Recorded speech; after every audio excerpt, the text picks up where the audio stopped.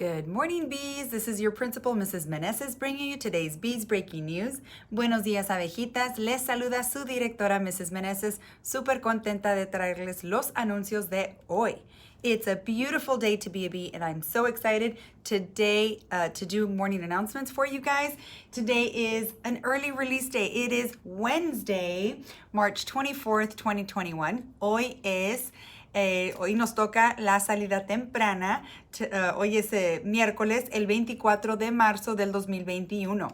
Let's jump in right into birthdays. We do have a couple birthdays today. Let's see, in kindergarten, and I think I forgot to say Discovery Day, didn't I? I'm pretty sure I did.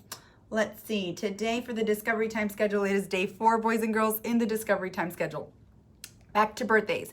All right, in kindergarten, we've got 2 birthdays today. Mary Ledesma is celebrating her birthday, and Carlos Ramos celebrating his birthday. So, let's see. We are going to sing them the birthday song. Sing with me. 1, 2, 3. Happy, happy birthday from all of us to you. Feliz, feliz cumpleaños. May all your dreams come true. Hey! All right. I hope you two in kinder have an amazing day filled with love, joy, laughter, and that you make great memories when you are home today celebrating your birthday with family. All right, guys, let's jump into quick announcements. Not tomorrow. On Friday, report cards will be going home. And also a quick announcement. This is for our teachers. So teachers today, there might have been a confusion. So we're going to go ahead and pick up our middle of the year conference forms from all of our teachers on Friday. I'll be picking those up from you guys. So not to worry if they are not ready today. We'll be picking them up on Friday. All right. Now, let's see. I'm going to jump into our 5th grader that we're going to be highlighting today. This is our 5th grader. You may recognize him. It's hard to recognize each other when we're not wearing masks, right? This is Gabriel Phillips, and I'm going to read a little something to Gabriel Phillips and about Gabriel Phillips. Let's see. This is what Mom and Dad have to say about Gabriel. Gabriel Phillips was born May 11, 2010, and is a big brother to John. He is full of life, loves a good laugh, and enjoys being outside and having adventures. We are very proud to be Gabriel's parents and know how richly blessed the world is because of his tenacity and passion. May Gabriel have much success and happiness as a middle school scholar. Love always, Mom and Dad. Oh, those are beautiful words written for Gabriel. So I love learning about our students. I'd love to know a little bit more about this picture. Gabriel, where were you? The weather looks beautiful. Look at that smile. I wonder if you were on vacation or maybe this was just outside of your house. That's a beautiful picture. You are very photogenic. Okay, awesome. Now I want to just quickly jump into talking about the 21-minute reading challenge. I've loved so many. I've been so crazy busy this week, and I have been meaning to put together another post for social media, so I can't wait to get all those pictures that you guys have been sending me, that our teachers have been sending me, because they're taking pictures of you all in action reading your books, and I'm loving it. I wanted to share with you, I'm currently reading, I love skinny little books, even though it's a chapter book. This is one that I'm reading right now. I told you about the other book that I was reading about idioms, but that one's for fun. This one is to learn and to get inspired, because this one is called Real Engagement. How do I help my students become motivated, confident, and self-directed learners? And I actually read this book a long time ago, but one of the things that I love to do when I read books that I have read before is I love to go back and look at the notes that I made in my books, because if you own the books, if you purchase these books, of course, Mr. Saul doesn't want you to write in his books, and neither does your teacher. But if you have your own books that your mom and dad buy for you and you bring those to school, you can always make notes on your book. You can highlight, you can underline, you can do little text codes. Like if you really feel strongly about something, you can put a little heart next to it. Or if you're thinking, I never heard of that. And so you might put like a question, like here, I put a question here, you know? But I just love taking notes because it helps me stay really focused, because Miss Meneses is really good at getting distracted. I see one little thing and my mind goes there. So making notes, taking notes, and marking my book and highlighting. One, it helps me have fun when I read, and it helps me interact with what I'm reading, and it helps me stay focused. So a great little tip for you. Right now, this book is about learning how to, because I'm always a teacher first before being anything else. I was a teacher before, and I will always be a teacher. And so I love to learn on how we can create lessons and experiences for our students that are more engaging. And that's why it's called Real Engagement, because that's going to be something we're going to be talking about this at the end of this school year with our staff, so that next year we can come back being better and stronger teachers. So that's one of the things that a principal does too. Always reads, learns, so that we can spread that knowledge and inspire others to learn as well. All right, guys, let's go ahead and jump right into our SEL lesson. We continue to learn about responsibility. And today I want to specifically tell you, I want to kind of, you know, so often we talk about being responsible when it comes to chores and things that we have to do, tasks. And that is one way to be responsible, right? Today, I'm going to talk to you about something a little different. I'm going to, as I share with you a little bit more about responsibility, I'm going to share a quote. So here's a little quote I found that I really loved. And it goes really well with what we're going to talk about today. So it says, "Nothing will ever change while you point the finger of blame. Out of responsibility comes possibility." So pointing the finger, it's actually an idiom, because we're not really talking about physically getting your finger and pointing it at somebody else. However, that is where that idiom came from. So really it's figurative. It's a figurative way of saying that you're putting the blame on somebody else when something happens. So imagine there's a problem in the playground between you and another student, or you and your best friend get into a disagreement. Somebody says something that hurts the other person's feelings, and maybe you didn't mean to hurt their feelings. So right away, because you didn't mean to hurt their feelings, you weren't trying to be mean, then right away you're the one who gets upset, and you start pointing the finger at that other person and saying, well, you know, it's her fault, or it's his fault, or he did it first, or he started it first. And so what we need to do, instead of, let me see if I can find it here. There it is. What we need to do, instead of pointing the finger and putting blame on others, is taking responsibility. Okay? So I want to talk to you about having like an imaginary little mirror. Okay? My mirror's a little dirty here. But imagine you have a mirror, right? Here's the mirror. And I use this mirror, of course, you know, to make sure that I look nice and that my lipstick is where it should be and all that good stuff.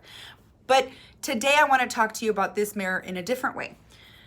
When we are having a conflict with somebody else, when there is a problem, when we're not getting along, when we hurt each other's feelings, or when somebody hurts our feelings, anytime there's a problem, okay?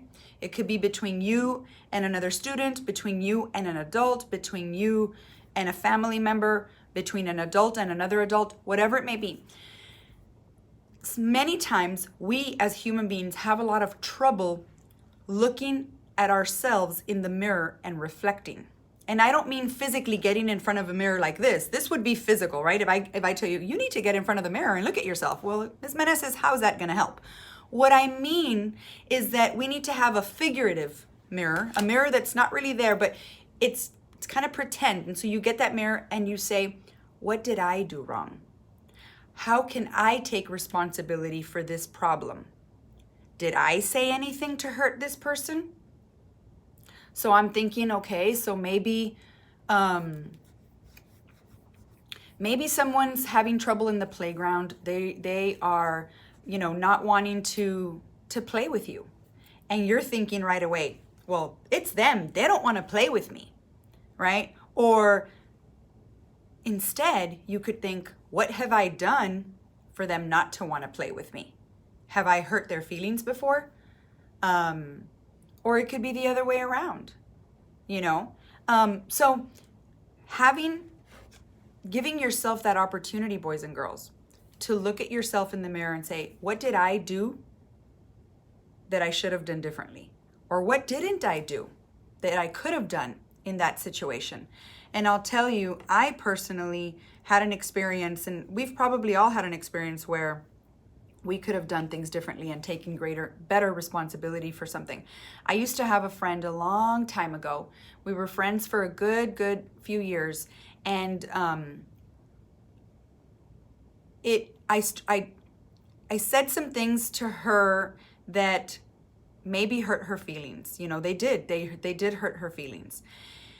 And at that moment, I was really so stuck on knowing that I wasn't trying to hurt her feelings, and I had all but good intentions. Like, I did not have any bad intentions, so I didn't mean to. But because I didn't mean to, I was so busy feeling sorry for myself that I wasn't thinking, how did I make her feel? How did I make that person feel? And so because of that, it took a long time for us to be able to rebuild our relationship as friends. And this is a person that I had gone to college with.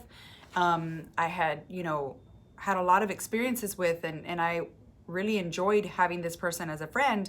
And for a good while there, I lost that friendship because I was not looking in the mirror and thinking, Julie, what did you do that you could have done differently? Yes, you were trying to make a point, and yes, you were trying to defend your friend, and yes, you were trying to, do the right thing, but there's something that you did that you shouldn't have done, and you weren't thinking about that. You see? So taking responsibility is really, really important, instead of pointing the finger or putting blame on somebody else. And it can be hard because when you take responsibility, it takes a lot of courage. And sometimes that is difficult. It also takes a lot of confidence to be able to say, I'm going to admit that I was wrong. I'm going to admit that I also could have done something differently. And it is scary to admit when you're wrong because nobody wants to be wrong. I hate to be wrong, right? Nobody likes to be wrong. And I know you don't either. But as good human beings, and